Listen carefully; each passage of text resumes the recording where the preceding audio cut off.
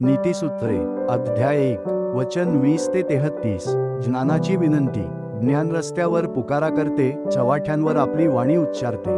गजबजलेल्या रस्त्यांच्या नाक्यांवर, वेशींच्या दारात घोषणा करते, नगरात आपले हे शब्द उच्चारते. अहो भोळ्यांनो, तुमचे भोळेपण तुम्हाला कोठवर आवडणार?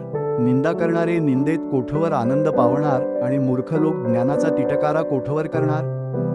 माझा वाग्दंड ऐकून वळा, पहा, मी आपल्या आत्म्याचा वर्षाव तुमच्यावर करीन, मी आपली वचने तुम्हाला कळवीन.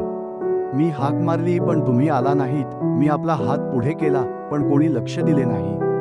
तुम्ही माझ्या सर्व बोधाचा अवेर केला व माझा वाग्दंड मुळी जुमानला नाही.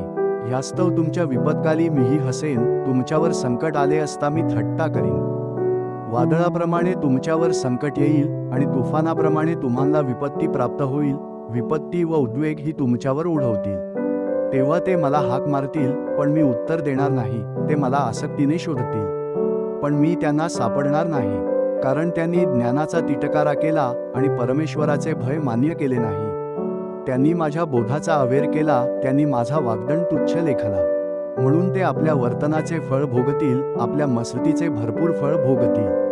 कारण भोळ्यांचे भलतीकडे वळणे त्यांच्या नाशास कारण होईल, मूर्खांची भरभराट त्यांचा नाश करते. पण जो माझे ऐकतो तो सुरक्षित राहतो आणि अरिष्टाची भीती नसल्यामुळे स्वस्थ असतो. आमेन.